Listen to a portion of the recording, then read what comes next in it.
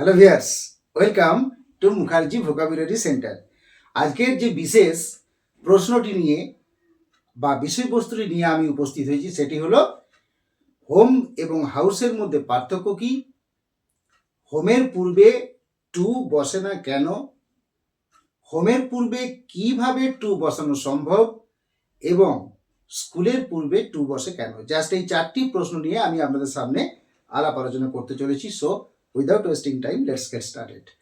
প্রথমে আমি দেখাচ্ছি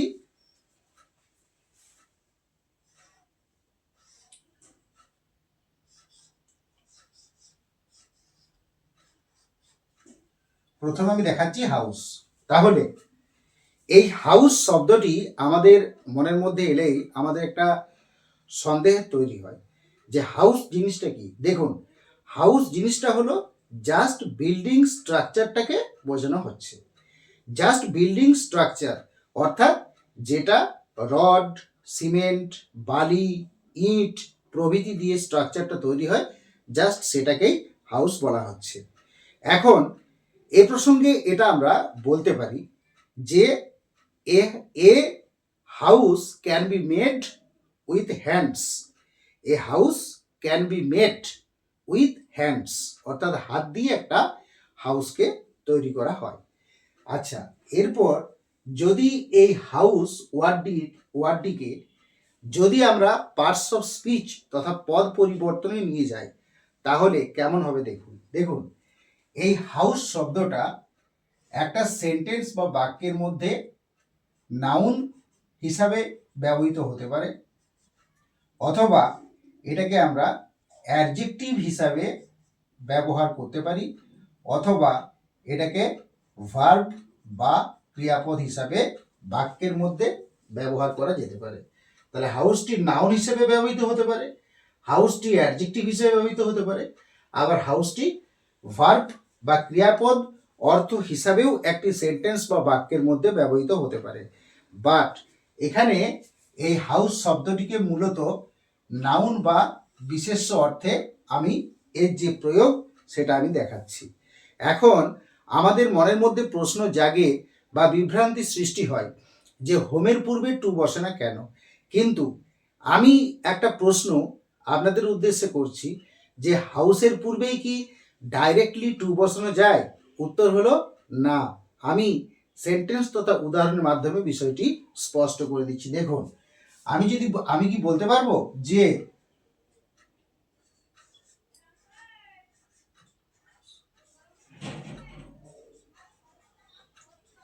দেখুন, এই যে উদাহরণটা আমি দিলাম, আমি কি বলতে পারবো আই গো টু হাউস?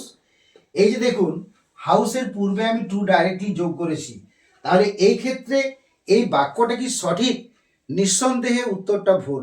তার কারণ কি বলুন তো? তার কারণ হলো, দেখুন, এই হাউসটা হলো নাউন বা বিশেষ্য। তাহলে ইংরেজি গ্রামারের রুল তথা according to the rule of English grammar, এটা আমরা জানি বা বলা হয়েছে যে কোনো নাউনের পূর্বে হলে আমাদেরকে কোনো আর্টিকেল অথবা পজেসিভ ব্যবহার করতে হবে, ডাইরেক্টলি প্রিপোজিশনটা ব্যবহার করতে পারবো না। তাহলে কি করতে হবে দেখুন, তাহলে আমাকে এখানে বলতে হবে যে আই গো টু, এখানে বলতে হবে এই অংশে বলতে হবে যে I go to a house, অর্থাৎ আমি একটা বাড়িতে যাচ্ছি, অথবা I go to the house, বাড়িটিতে যাচ্ছি, অথবা I go to my house. যখন এ আর দা করলাম তখন আমি আর্টিকেল ব্যবহার করলাম, আর যখন মাই ব্যবহার করলাম পজিটিভ অ্যাডজেক্টিভ, মূলত পজিটিভ বাট এখানে পজিটিভ অ্যাডজেক্টিভ ব্যবহার করলাম।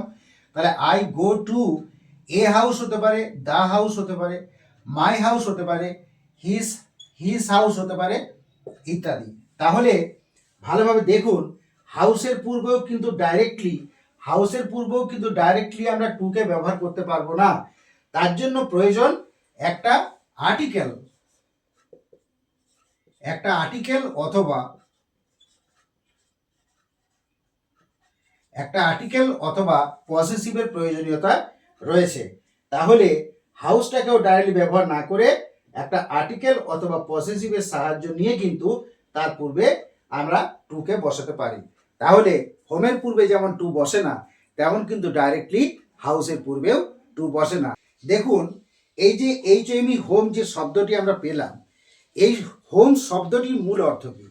আমি একটু আগে জাস্ট বললাম যে হাউস মানে বিল্ডিং স্ট্রাকচার, আর সেই বিল্ডিং স্ট্রাকচারের যে ভেতরের অংশ, যে অংশে যে স্থান বা যে অংশে আমরা বসবাস করি, যে স্থানটা আমরা ব্যবহার করি, জাস্ট সেটাকেই বলা হচ্ছে হোম। সুতরাং আমি আগে কি বললাম যে হাত দিয়ে কিন্তু একটা হাউস তৈরি হয়, কিন্তু মন দিয়ে, ভালোবাসা দিয়ে, সম্পর্ক দিয়ে তৈরি হয়, হৃদয় দিয়ে তৈরি হয় কিন্তু হোম। অর্থাৎ আমরা কিন্তু এই কথাটা নিঃসন্দেহে বলতে পারি যে আমরা একটা ছোট্ট প্রবাদ বাক্য রয়েছে, যে প্রবাদ বাক্যটা আমরা কিন্তু বলতে পারি যে men make house but women make home. অর্থাৎ পুরুষেরা বাড়ি তৈরি করে, কিন্তু গৃহবধূ নারীরা তারাই কিন্তু হোম তৈরি করে। যাই হোক, সেই বিল্ডিং স্ট্রাকচারের যে ভেতরের জাস্ট অংশটা যেটা আমরা ব্যবহার করি সেটাই হলো হোম। তাহলে হোমটাকে যদি পার্টস অফ স্পিচে নিয়ে যাই, দেখুন হোমটাকে যদি পার্টস অফ স্পিচে নিয়ে যায় তাহলে এটা কি হবে? এটা হতে পারে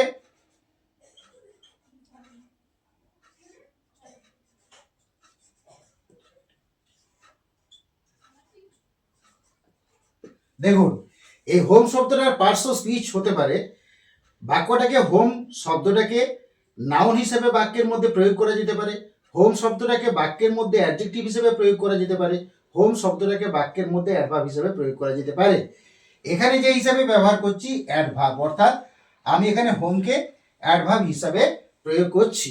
তাহলে এখন স্বাভাবিকভাবে প্রশ্ন যে হোমের পূর্বে টু বসে না কেন? দেখুন হোমের পূর্বে টু বসে না, তাহলে হোমটাকে কি পেলাম?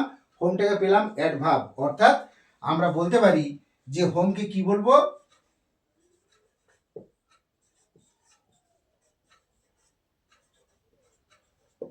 Adverb of place. Adverb of place বা স্থান বা জায়গাকে নির্দেশ করছে এমন।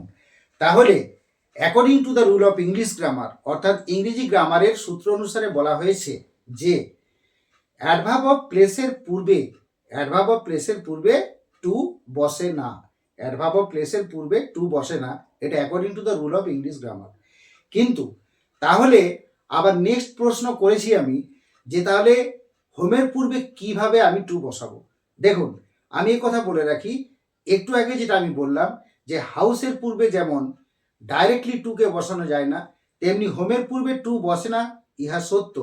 কিন্তু হোমের পূর্বেও টু বসানো যায়, জাস্ট একটু প্রসেস তথা একটা পদ্ধতি ফলো করে কিন্তু আমরা বসাতে পারি। সেটা কিভাবে আমি দেখাচ্ছি। দেখুন আমি কিন্তু যদি এইভাবে আমি একটা সেন্টেন্স তৈরি করি,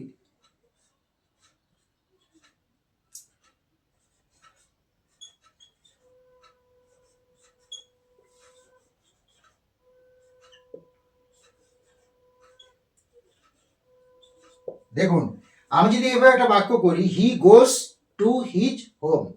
দেখুন এখানে হোমটা কিন্তু কি হলো? অ্যাডভার্ব অফ প্লেসই রইল, কিন্তু এই হোমের পূর্বে আমি কি ব্যবহার করেছি? হিজ, অর্থাৎ পজেসিভ ব্যবহার করেছি, পজেসিভ। তাহলে আমি জাস্ট একটু আগেই বললাম যে হাউসের পূর্বে, হাউসটা যেহেতু নাউন তাই তার পূর্বে আর্টিকেল অথবা পসেসিভ ব্যবহার করে আমি টু ব্যবহার করতে পারি। তেমনি কিন্তু হোমটা অ্যাডভার্ব অফ প্লেস এখানে নির্দেশ করছে, বাট হোমের পূর্বে যদি হিজ অর্থাৎ পসেসিভ ব্যবহার করি তাহলে দেখুন হোমের পূর্বে হিজ ব্যবহার করেছি, তার পূর্বে টু ব্যবহার করেছি। তাহলে হোমের পূর্বেও টু ব্যবহার করা যাবে যদি আমি একটি পসেসিভ ব্যবহার করি। তাহলে আমি এভাবে বাক্যটা বলতে পারি, হি goes to his home.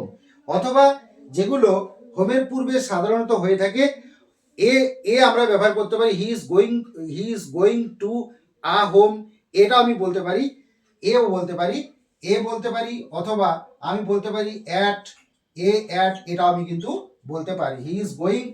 He goes to A home, এটাও বলতে পারি।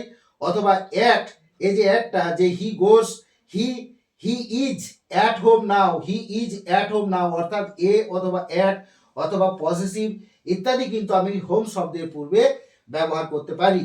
আর বেসিক্যালি টুটাকে ব্যবহার করার জন্য হোমের পূর্বে পজিটিভ ব্যবহার করে তার পূর্বে টু ব্যবহার করতে হবে, অথবা এই হোমের পূর্বে আমরা এ অথবা অ্যাটও প্রয়োগ করতে পারি। তাহলে এইভাবে কিন্তু হোমের পূর্বে আমরা টু কিন্তু বসাতে পারি according to the rule of English grammar. স্কুলের পূর্বে টু বসে কেন? স্কুলের পূর্বে দেখুন, আমি বিষয়টি দেখাচ্ছি। দেখুন, আমরা যদি স্কুল উল্লেখ করি অথবা ক্লাস উল্লেখ করি অথবা ক্লাসরুম উল্লেখ করি, তাহলে স্কুলটাকেও আমরা কিন্তু পার্টস অফ স্পিচ অনুযায়ী স্কুলকে আমরা কি বলবো? নাউন বলবো। আমরা ক্লাস যদি বলি, ক্লাসকে কি বলবো? আমরা নাউন বলবো। আমরা যদি ক্লাসরুম বলি তাহলে তাকে কি বলবো? তাকেও আমরা নাউন বলবো। তাহলে তিনটাই কিন্তু নাউন। দেখুন, স্কুলও হলো নাউন, ক্লাসও হলো নাউন, আবার ক্লাসরুম হলো নাউন। এখন কিভাবে হচ্ছে বিষয়টি আমি আপনাদের সামনে উপস্থাপন করছি। দেখুন, আমি যদি স্কুল শব্দটির পূর্বে সরাসরি স্কুল শব্দের পূর্বে আমি টু করি, টু স্কুল, যদি টু স্কুল করে দেয়া হয়, ধরা যাক এরকম একটা উদাহরণ হলো,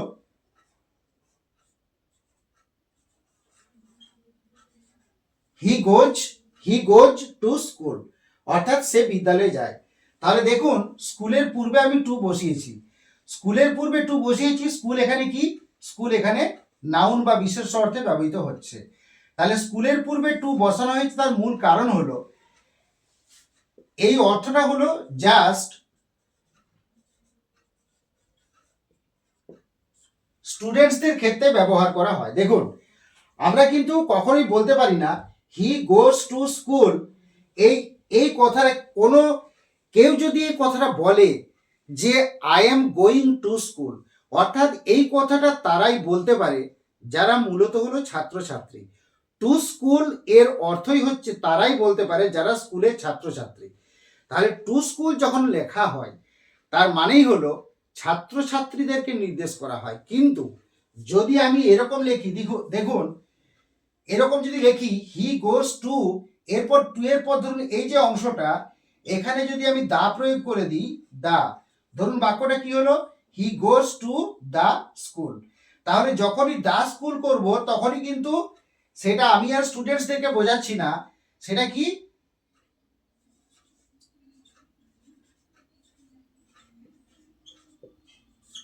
সামওয়ান, অন্য যে কোনো ব্যক্তি স্কুলে কাজের জন্য যাচ্ছেন, সেই ক্ষেত্রে লেখা হয় হি গোজ টু দ্য স্কুল।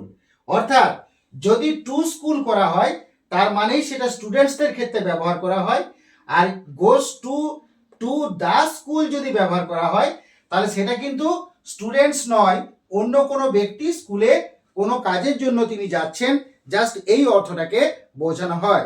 কিন্তু স্কুল, ক্লাস এবং ক্লাসরুম তিনটেই কিন্তু নাউন বা বিশেষ্য অর্থে বাক্যের মধ্যে ব্যবহৃত হয়। এই কারণেই স্কুলের পূর্বে টু বসে, আবার এই কারণের জন্য স্কুলের পূর্বে দা বসে। তাহলে স্কুলের পূর্বে শুধু টু বসলে স্টুডেন্টস, এবং স্কুলের পূর্বে দা এবং তার পূর্বে টু বসলে স্টুডেন্টস ছাড়া অন্য কোনো ব্যক্তিকে নির্দেশ করা হয়। এরপর দেখুন যে ক্লাস, এই ক্লাসটা কিন্তু যেমন ধরুন আমি একটা উদাহরণ দিলাম যে গো টু ইয়োর ক্লাস। তো আমি যখন লিখলাম গো টু ইয়োর ক্লাস, তার মানে কি? এখানে ক্লাসটা নাউন অর্থে ব্যবহার করা হলো, কিন্তু গো টু ইয়োর ক্লাস এখানে ক্লাস অর্থে কি বোঝানো হচ্ছে? ক্লাসটা বোঝানো হচ্ছে, যেমন ধরুন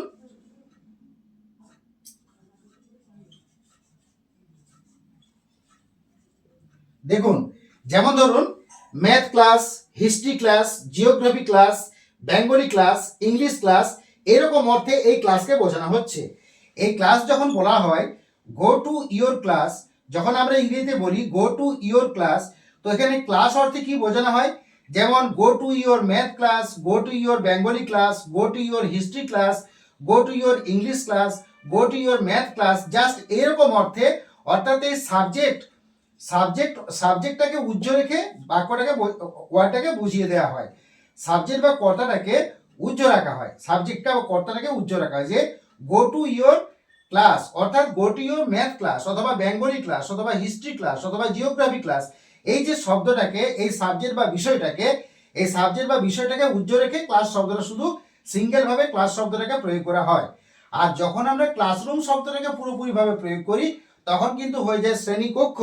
অর্থাৎ শ্রেণীকক্ষ মানেই স্কুল যেমন একটা বিল্ডিং বা স্ট্রাকচারকে বোঝানো হচ্ছে, ক্লাসরুম মানুষ একটা স্ট্রাকচার বা একটা রুম তথা একটা স্ট্রাকচারকে বোঝানো হচ্ছে। এটা কিন্তু প্লেস নয়, স্ট্রাকচার বোঝানো হচ্ছে। সুতরাং এই ক্লাস মানেও কিন্তু নাউন হচ্ছে, আর স্কুল মানেও নাউন হচ্ছে, আর ক্লাসরুম মানেও নাউন হচ্ছে। আর স্কুল কি? স্কুল মানেই হচ্ছে, যেমন হাউস হচ্ছে একটা স্ট্রাকচার, তেমনি স্কুলও হচ্ছে কিন্তু একটা স্ট্রাকচার। তাহলে যেহেতু স্কুল একটা স্ট্রাকচার তাই এটা নাউন, আর ক্লাস যেহেতু ম্যাথ ক্লাস, বেঙ্গলি ক্লাস, সুতরাং এটাও নাউন। এবং ক্লাসরুম মানে শ্রেণীকক্ষ অর্থাৎ রুমটাকে বোঝানো হচ্ছে, সুতরাং এটাও একটা স্ট্রাকচার, সুতরাং এটাও নাউন। সুতরাং এইভাবে কিন্তু আমরা বলতে পারি যে স্কুলের পূর্বে কেন টু বসে। স্কুলের পূর্বে শুধু টু বসলে কি হবে, স্কুলের পূর্বে দা অর্থাৎ টু দা স্কুল বসলে কি হবে, জাস্ট এইভাবে কিন্তু আমরা এই অর্থগুলোকে সমাধান করতে পারি। যাই হোক, ক্লাসটি আমি এখানে শেষ করলাম। ক্লাসটি কেমন লাগলো অবশ্যই কমেন্টের মাধ্যমে জানাবেন। যদি ভালো লাগে লাইক, সাবস্ক্রাইব, শেয়ার অতি অবশ্যই করবেন। So finally thanks to everybody for watching my video. Thank you.